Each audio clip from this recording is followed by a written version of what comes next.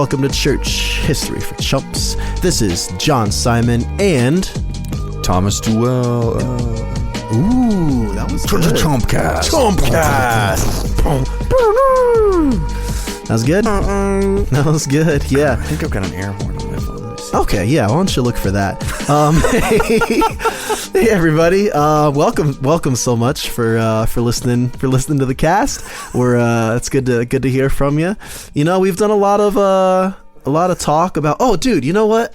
There was a guy on Instagram who was late sending us a question for our Q&A episode, but he wanted to ask. I'm gonna hit it. How the two of us met, and I thought, what a lovely story to remember. That's cool. So we met at an August Burns Red concert. I did not know that you were going to become one of my bestest friends. We did. Okay, I thought you were lying for a second. I forgot about this. Is the actual origin story. That's right. No way. I was there with Jeremy Reed, and he was one of your old homeschool buddies. Whoa, and I just remember meeting this like scrawny, like tall blonde kid. And he was what is that guy doing Jeremy? In the pit? Yeah. I was Whoa. like, that dude's flailing I think over so. there. I feel like. So do you actually remember seeing me? I do, because I don't remember seeing you, but I remember Jeremy having a friend there and meeting his friend. You just were nondescript in the darkness of the Rialto. What a loser that guy must have been. Were we in Phoenix? No, I was in Phoenix. Okay. It was at the Nile?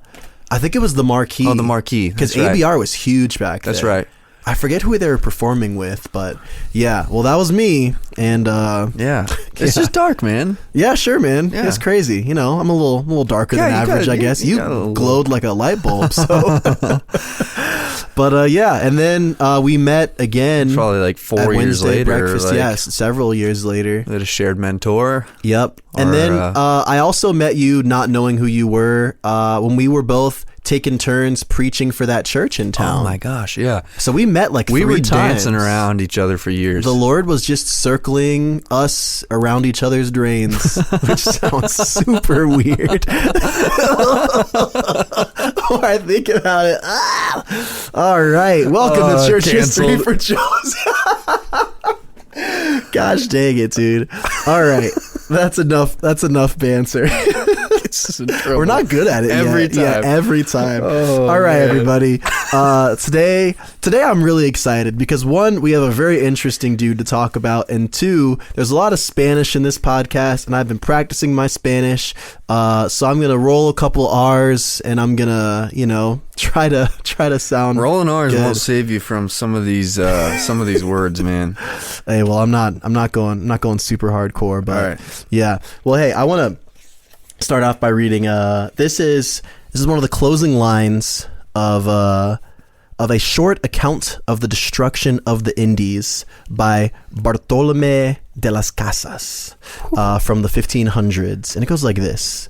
This deep, bloody American tragedy is now concluded, and my pen is choked up with Indian blood and gore. I have no more to say. The Spaniards first set sail to America, not for the honor of God or as persons moved and merited thereunto by servant zeal to the true faith, nor to promote the salvation of their neighbors, nor to serve the king as they falsely boast and pretend to do, but in truth only stimulated and goaded on by insatiable avarice and ambition, that they might forever domineer, command, and tyrannize over the West Indians, whose kingdoms they hoped to divide and distribute amongst themselves. Whew. Brutal. Strongly worded. Brutal stuff, yeah. So we are going to be talking about the aforementioned Bartolomé de las Casas. And yeah, I'm going to try to make it sound just that spicy every time I say it. So I'm legitimately curious, and this will reveal that oftentimes when we do these episodes, one of us will come prepared to talk about a topic, and the other one will be relatively in the dark, either as to what the angle is going to be and or just straight up knows nothing about the topic. I know a little bit about this topic. Are we focusing on the character of De las Casas, or are we Okay, so it's not We're talking about necessarily about the conquest of Mexico. I mean, it's their stories are very, very overlapping. Okay. Yeah, and so if you're even loosely familiar with world history, because you probably noticed that they speak a lot of Spanish around these Latin American parts, and Spain is very, very far away. That a guy named Christopher Columbus kind of quote unquote discovered the New World, and that would lead to quite a lot of Spanish, what they called conquistadors, sailing that long voyage across the Atlantic Ocean to get to the New World. And at this point, when we say New World as Americans, I usually think of actual America, like what would become the U.S. When I say the New Worlds today, it's actually going to be all of these new territories. So that's going to be North America, Latin America, and then also the West Indies. So like Cuba, Hispaniola, which is what is now the DR, and Haiti. All those places. Those were all places that the Spaniards were coming to. I've got a historical note that I can add here, and you can tell me if this was something you wanted to talk more about later. But at this time, as we're seeing not just Spain, but a lot of the European powers spread out into the New World, they weren't just going to what they referred to as the New World. They were going literally all over the world at this time. And it was an interesting mix of motives. I would say the primary motive was commercial and territorial. Yes. There was an unbelievable opportunity to expand these. Everybody wanted to be the next empire. These nations are like, if we can basically tap into some of this trade and this wealth, then we can be powerful. And a lot of the exploration was not like what we think of as the negative aspect of colonization. A lot of it was just setting up trading outposts on some random coast somewhere in the world. Yeah.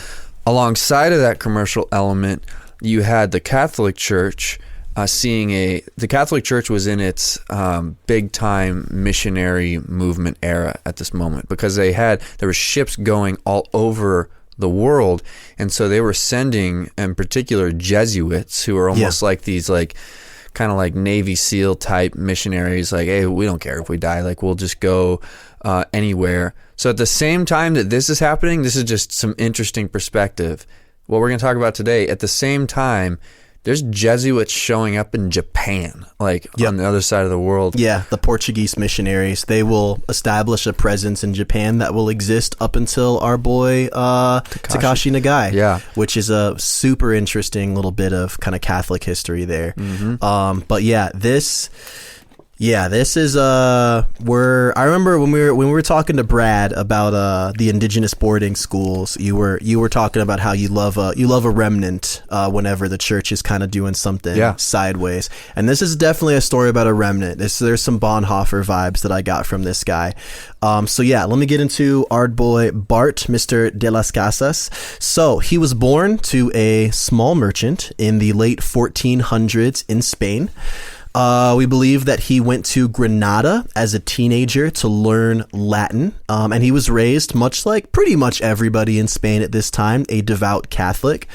He would join the Spanish army and fight alongside the conquistadors in Hispaniola, like I said, the island that today is is divided into Haiti and the Dominican Republic.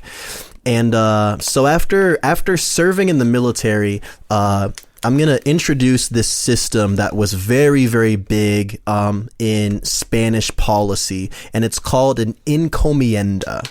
And so essentially, here's how it goes. Thomas, I want you to imagine that our beautiful city of Tucson was recently, let's say, conquered by, how about Redemption Church? Sheesh. There's a lot of redemptions in Phoenix, but let's say they conquer Tucson. So what happens is the king of Redemption Church, I'm not sure who that would be, maybe Tyler Johnson, would essentially say, I don't know if people are going to hear this. That's hilarious. Hey, Ben. Hey, what up, Ben? Don't tell your pastors about this. Keep this one between us, okay, big guy? They've just got all this new territory, and they have to divvy it up somehow. But it's also very hard to just establish a society somewhere that is thousands and thousands of miles away from your mainland. I'm kind of drifting away from the analogy, getting back to the real setting here. But essentially, the Spanish are going to conquer new territory throughout the West Indies and their neighboring islands and parts of Latin America. And then they'll basically give people, like I said, these encomiendas. And what these are is if you fought in the battles that allowed Spain to conquer this new territory, then you get kind of a parcel of the land. It's kind of like a royal grant to you. Now, so if Ben were to travel from Tempe to Timbuktu, and he fought for Redemption Tempe, and let's say it was the block around Alvernon and Grant, which, you know, if you're from Tucson, that's just prime real estate right there. Then you're in for a treat, Ben. Yeah.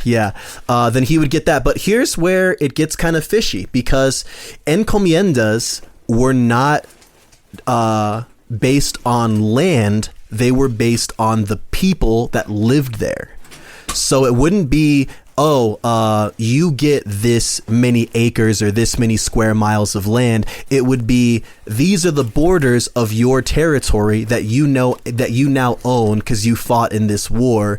Everyone who lives here now belongs to you, essentially. Okay. And if that sounds like slavery, well, it's kind of slavery. And, you know, if we want to be technical, it kind of like a return to the medieval fiefdom, kind of? It's serfdom. Yeah, exactly. Okay. And so for those who, you know, want to know the difference, slavery is more personal. Serfdom is more lands driven. So a serf is attached to the territory that they live on. And so basically, if we use the example of our boy Ben Watson, he now owns a half-mile block around the intersection of Grant and Alvernon. Everyone who lives there now reports to him. Right. And now is his responsibility. Right. Like, he'll protect them, but like a good chunk of their crops are going to go to him. What are the crops of Grant and Alvernon?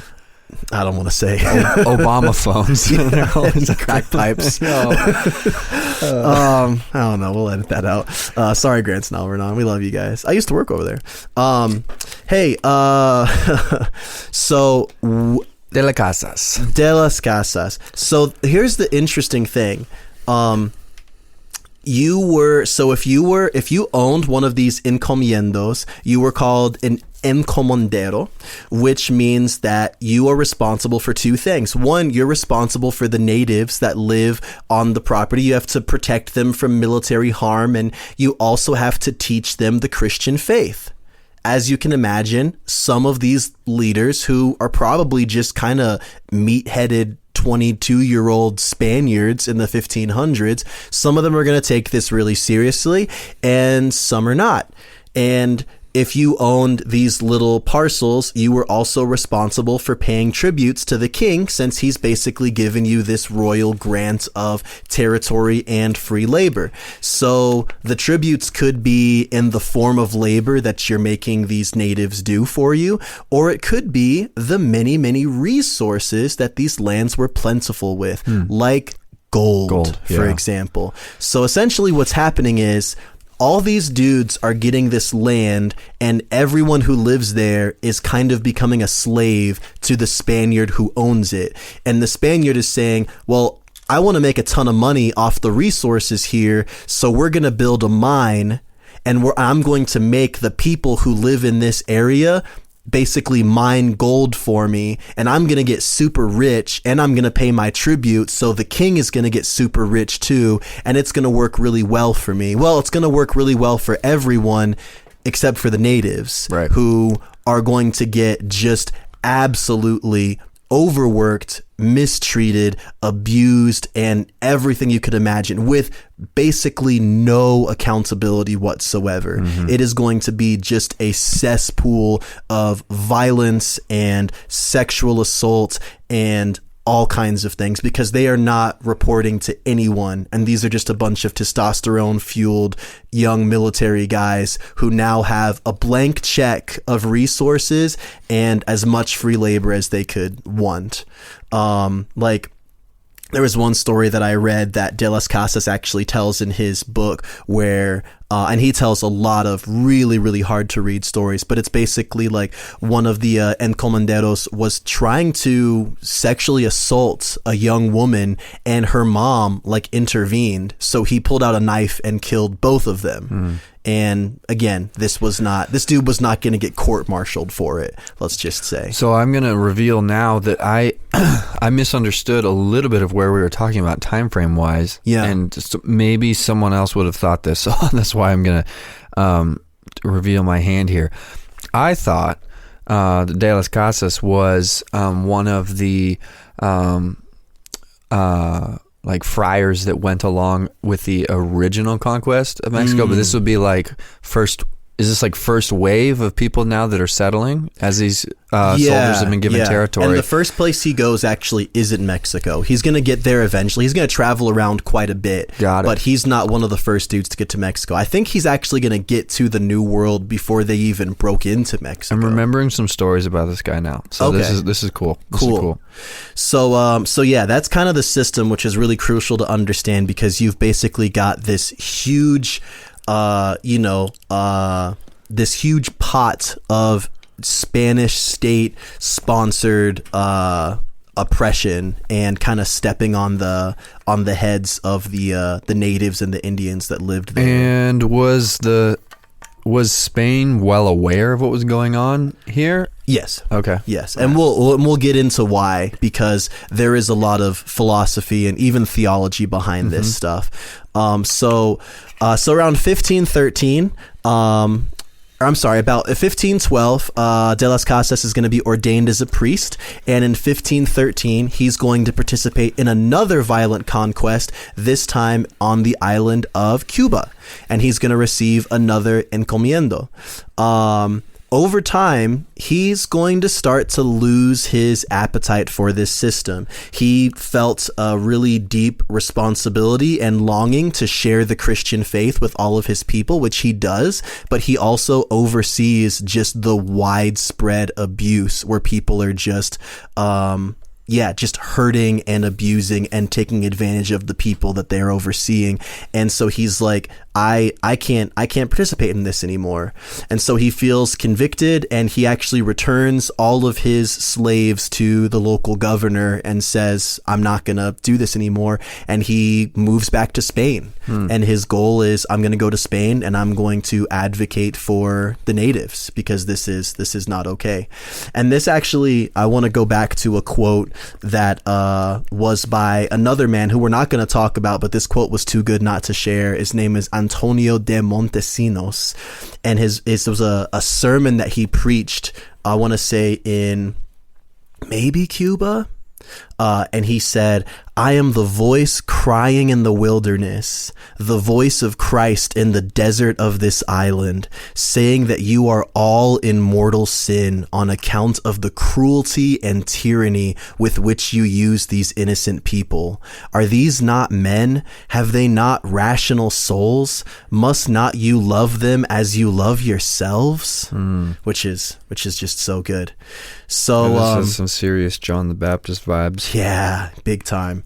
So he's going to go back to Spain. He's going to link up with the current serving Archbishop of Toledo, who was more or less sympathetic to his concerns. He would put De las Casas on an investigative committee to observe what was happening in the Spanish colonies. So clearly some of the higher-ups were not apathetic about what was happening in the colonies. So they were like, okay, if you're really that concerned, we'll put you on a little investigation team. So where am I at here? So by De las Casas's understanding, the issue was larger than just the issue with the encomiendos. Spain was violently colonizing the New World, which included Latin America and the West Indies, and they were sharing the faith by means of conquest. So the natives were being killed through unsolicited warfare, and then once under Spanish control, they were basically being forced into the faith, abused for their resources, and put into slavery. So this is like, the worst version of colonialism there really is. So moving on in his life, in 1519, de las Casas would get a green light from the Spanish king to begin establishing communities in the New World where natives and Spaniards could live peacefully as neighbors. So again, you see he's kind of getting thrown a bone from some higher ups trying to resolve the situation. However, after years of trying, there will be kind of a combination of both resistance from the Spanish, who didn't want to do that, and revolts from the natives, who also didn't want to do that, which made the effort a total failure. That seems to be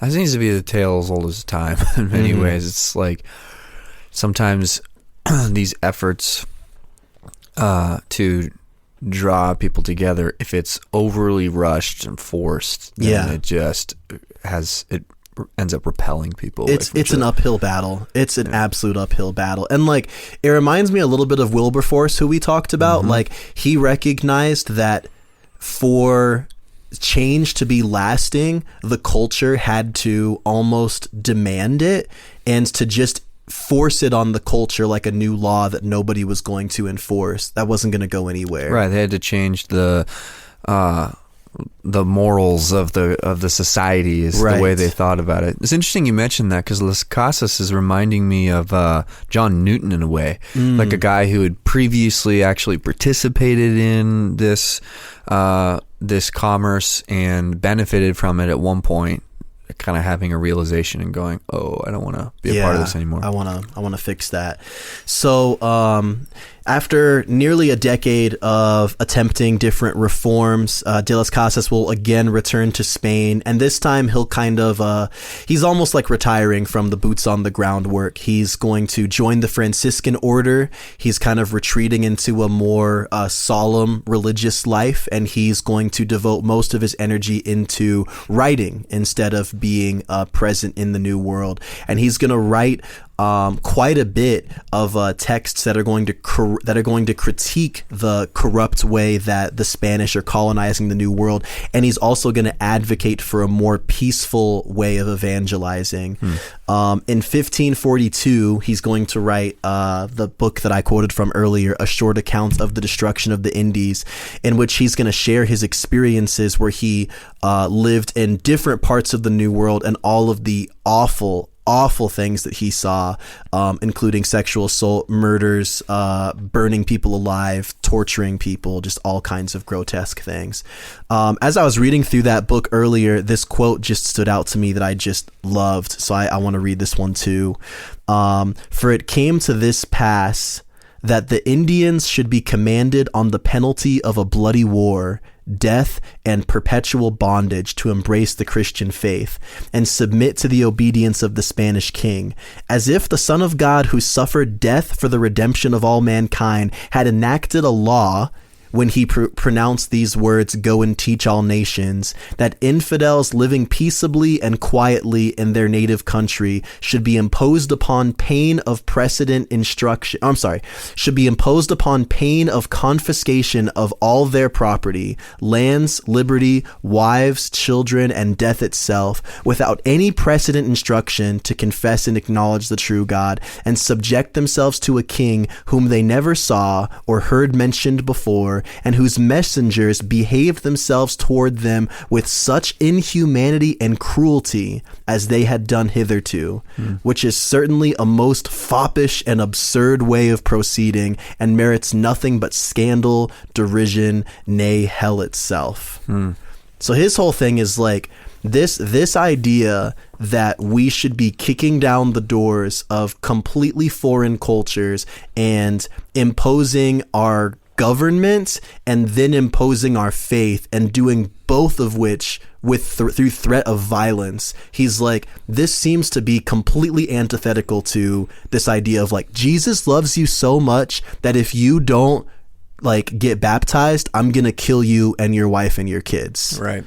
Yeah, it seems like he, just from that quote, he wasn't opposed to evangelistic effort or even necessarily the expansion of his country's borders, but he's like, we're out of order here. Yes. And the manner is just absolutely unchristian. Yes, and modern historians will still critique Las Casas because he will say it's still good that Spain is here. It's still good that Spain is trying to influence another culture. A modern historian would say, no, you should respect all cultures. Just keep your hands to yourself.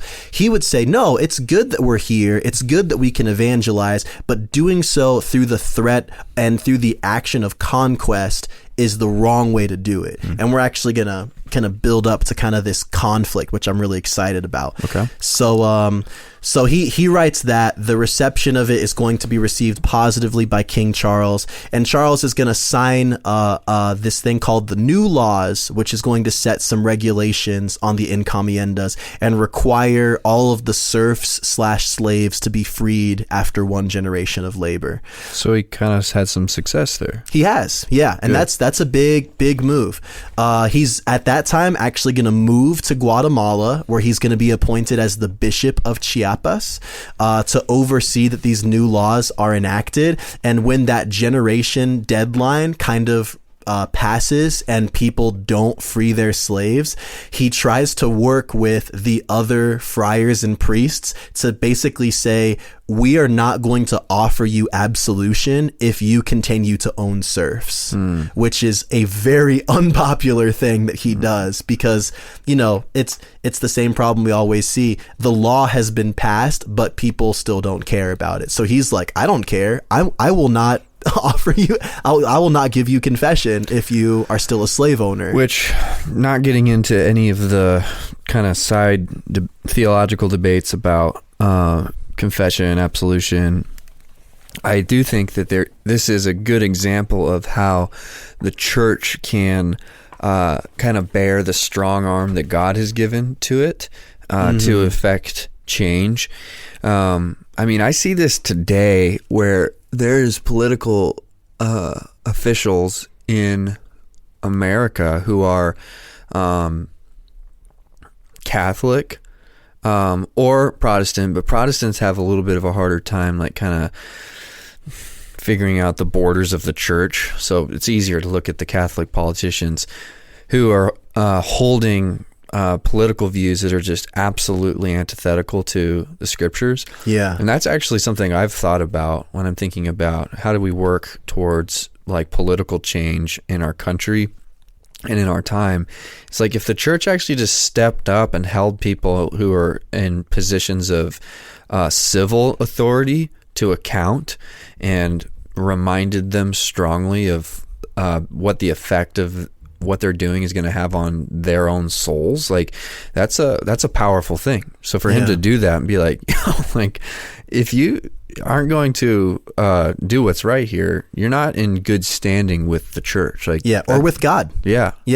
I mean, like the dude who I quoted earlier saying, like, you all are in mortal sin. Like, your souls are headed for hell because of what you're doing. Like, that's a prophetic voice. Like, that is like not prophetic in that it's like predicting the future. Prophetic, like this is something that the old school prophets would say. Like, you are on a path that leads to destruction. Like, repent. So the kind of interesting little climax that we're going to see for De las Casas in his life is that in 1550, the King of Spain is essentially going to say, okay, I'm officially ready to consider the morality of what my country is doing in the New World and our wars of conquest and our evangelization methods. So what he does is he gathers this group of, I think, like 12 or 14 of the best theologians in the country. And he sets up De las Casas, who has been the most prolific kind of pro-native social reformer, versus this prominent humanist scholar named Juan Gines de Sepulveda. And they're basically going to argue in a very public debate at the Council of Valladolid, where they're going to argue about whether what they're doing or what Spain has been doing is moral or not. Okay. So this humanist scholar that's showing up, he's in favor of just kind of the unregulated. Absolutely. Yeah. Yep. So his opponent is going to argue, and this is what is really, really interesting to me. So before we even get into it, this kind of shows Spain was organized about this stuff. This is them trying to be as clear about their law as possible, and they're gathering theologians to argue morality. Like, that's not exactly something we would do today in like the States, for example. So these are not an unstructured people by any means. And both of them, even Sepulveda being called a humanist he's still going to reference like the Bible and things like that and other theologians. But anyways, so he's going to argue that Native Americans, or that natives, are inherently uncivilized, which means that they are inferior to the Spanish because they're uncivilized, they're pagan. And he's going to constantly point to things like, well, part of their worship is through human sacrifice. There are reports of cannibalism. Like, these are clearly uncivilized people, and because they're inferior, we're not entitled to treat them with any kind of dignity or respect. And because of that, conquest is just. And it's kind of like this interesting circular logic where it's like, because the natives are going to deny Spanish rule, they're only denying Spanish rule because they're too inferior to understand how beneficial it is. And the fact that they're inferior and they're uncivilized means they're subject to slavery. But because they also resisted slavery, it means that it's a just war. So it's like Kinda domino. Exactly. Yeah. So it's like, because you guys won't submit to us, it means you're dumb. And because you're dumb, that means you're less than human, and I can be your slave master. But if you resist me as a slave master, now I'm just going to kill you and burn your village down. So you can see how the reasoning really favors the Spanish as the elites here. Honestly, dude, he's even going to say, he's going to reference Aristotle and his views of slavery, of how some humans are just naturally better off as slaves because they're not civilized. They don't have the capacity to be like a full citizen, so they should just be relegated to subordinate hard labor. This is so fascinating, because this just goes right along with some of the conversations we've had about the Protestant Reformation, which is occurring right around this time, where part of what's leading to these new ideas that end up contributing, we would say in beneficial ways, in the Reformation is there's been this rediscovery of Aristotle and Plato. They've been kind of dusted off the shelves. They're being reprinted. So to hear that there's just like this random scholar in Spain referencing Aristotle, it's like they were playing with old toys in new ways here again. Yeah. And so Las Casas' argument against him is going to be basically, these people are not inferior to us. And if you read his short accounts of the destruction of the Indies, he's going to say over and over again, like, these are good people. Like, they have their culture is not Christian. I think Brad, our boy, would appreciate me saying this. Their culture is not Christian, but it's still rich. They have a beautiful language. They have incredible architecture. Their artwork is phenomenal. These are not subhumans. They're not apes.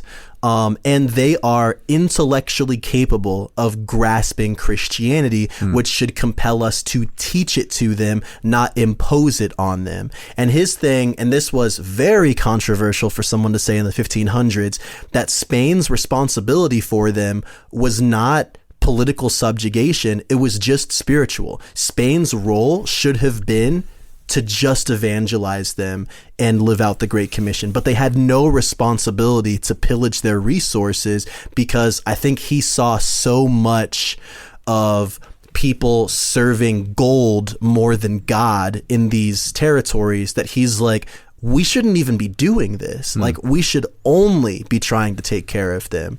And, he quoted Augustine and John Chrysostom, who both had these ideas that evangelism through force is not evangelism. It has to be through persuasion. You have to affect someone inwardly, not just make them fear their way into Christianity.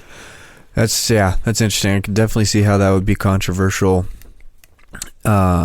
then, especially if the whole spirit of your nation being over there in the first place is to kind of develop. Well, yeah, we're trying to build the empire. They want to be the biggest boys on the block.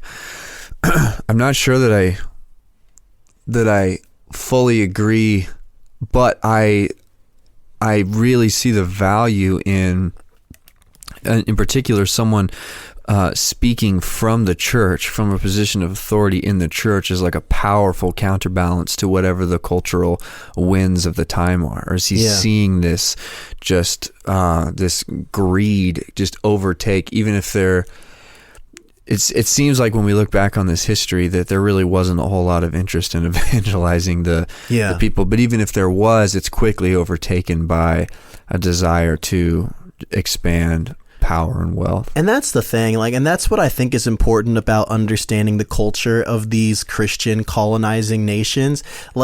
They did want people to believe in Jesus. They did want to baptize people, but also they didn't see it as inconsistent with their faith to do everything that they were doing within these broken systems. They also didn't see it as inconsistent with their faith to look at someone from a different culture as a subhuman or as beneath them. There was that total cultural cognitive dissonance there where they just didn't recognize it. And so on the one hand, I don't think that completely demonizing them is a good way to look at it, because they were Christians by how we can historically identify Christians, but also they were doing some things that were absolutely morally reprehensible. And yeah, I mean, it's cool to have a voice in the wilderness here. Yeah, it's a good example of how overextension by some of these nations causes problems, where it's you've got a lot of soldiers who are kind of far from the main ecclesial and state authorities, and it really is like the Wild West, where it starts to become very difficult to discern. It's they're seeing things.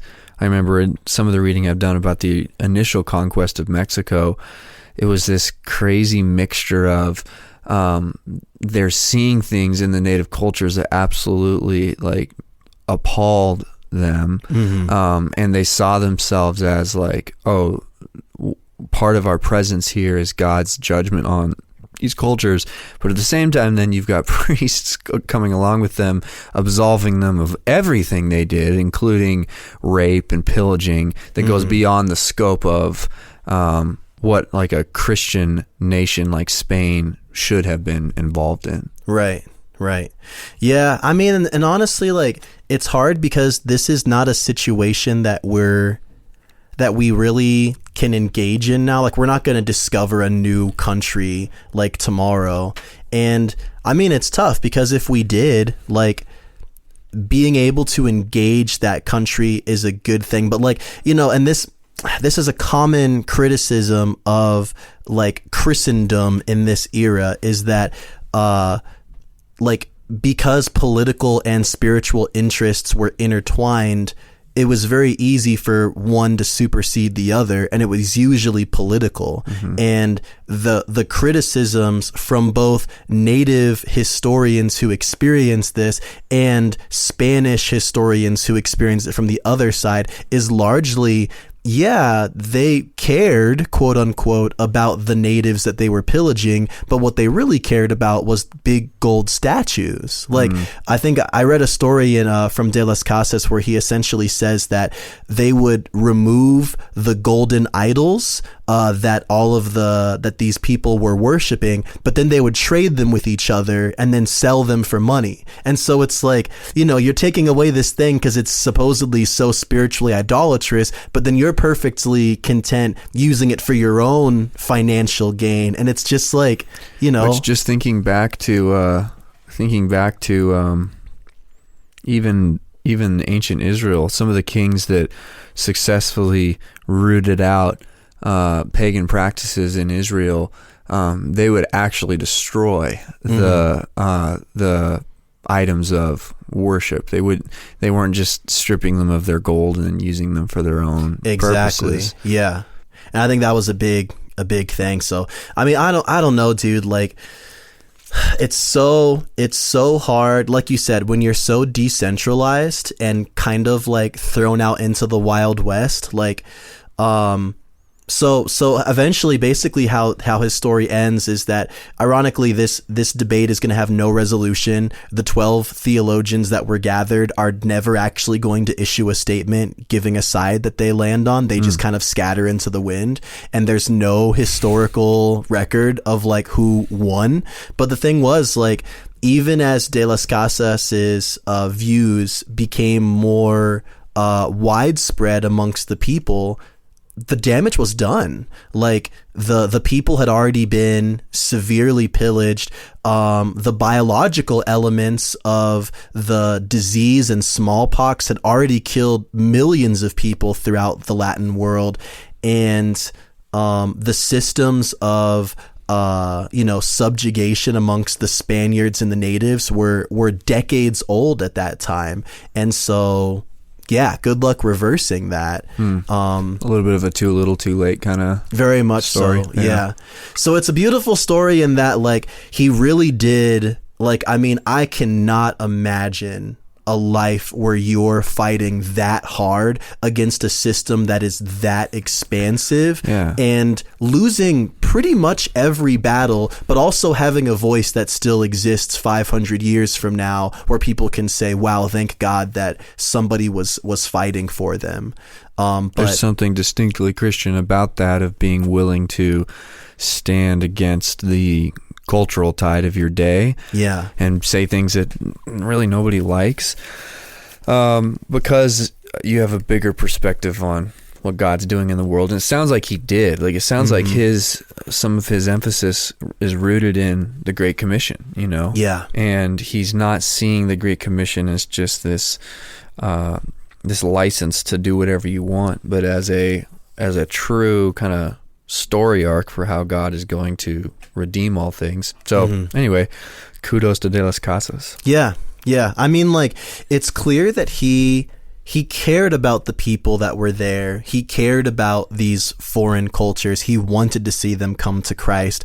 But I think, that the system was built on, it was a house of cards, basically. It was so vulnerable to just the sinful inclinations of men.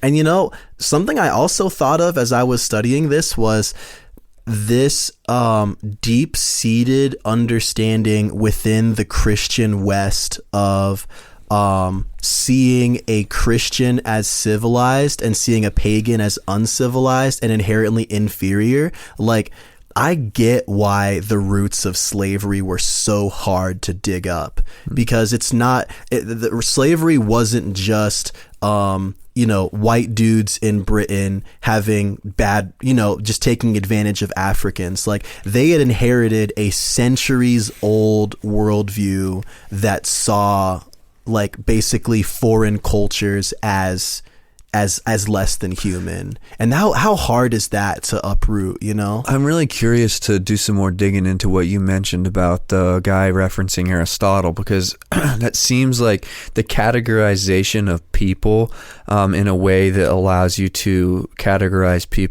people as subhuman for whatever the reason, whether it's, I don't like their culture and so they're subhuman, or their skin color is such, therefore they're subhuman.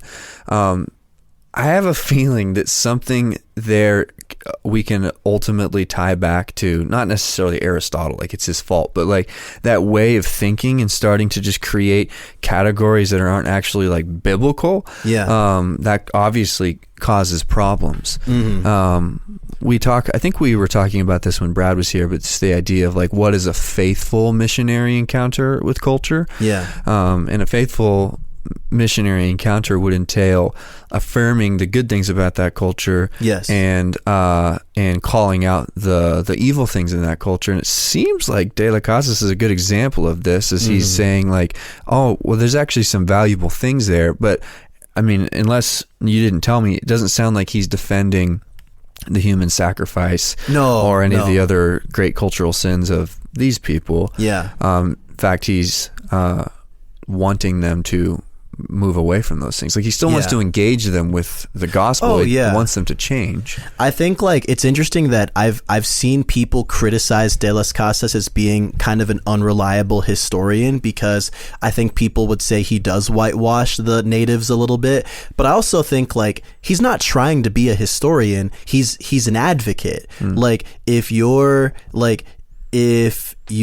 like trying to scold your buddy for treating his wife like crap, you're not necessarily going to bring up all of the things that his wife has done wrong. Like you're calling him out for taking his responsibility, right? So like I don't think that he was like, I mean, honestly, I get it, I'd sacrifice a couple humans if I could. Like I don't think he was there. I think he was so wounded by seeing the type of violence there that he was just like, we're Spanish, like we're better than this, like we should not be doing this. And like I every time he ties it in to be like, we are teaching them about the Lord of love, and this is what that looks like for us. Like how did we get so it's almost like he had the lights turned on. Like he was just like, everyone is doing this. Like he himself was doing it, and then all of a sudden he was like, this can't be. This is how we evangelize to foreign nations. This is awful. You know, the Portuguese weren't doing that in Japan. I'm looking at a wood carving right now of the Spanish conquest of Cuba, and it just shows like a conquistador like just smashing a baby against a wall, and like a bunch of people hung from a log over a fire, like kind of just really, really heinous stuff. And that's where the rubber meets the road, especially if you're the guy that's supposed to be there, if you're a clergy and you're supposed to be trying to tell these people about the gospel, and meanwhile your countrymen are up to those shenanigans. Be like, guys, this is like not a good footing for me to try to engage these people with, like, this is our God, you should worship him. And the weird thing was, like, there wasn't that divide of like, if you're clergy, you tell people about Jesus, and if you're not, you don't. Like everyone kind of saw themselves as an ambassador of the faith. So that's what feels so gross about it, is like the soldiers saw themselves as ambassadors of the gospel, just like the clergy did, but the soldiers also felt totally fine doing crazy shenanigans like that. It's crazy, but I think that having these kind of like hard, critical, but also contextual views of some of the ugly sides of big Christianity, I don't know, it's worth exploring, and I'm grateful to God for our boy De Las Casas. Sweet. So nice work. Thank you. Yeah. All right. Well, thanks, team. Thanks for listening. Thanks for hanging out with us. We'll catch you next time. God bless you.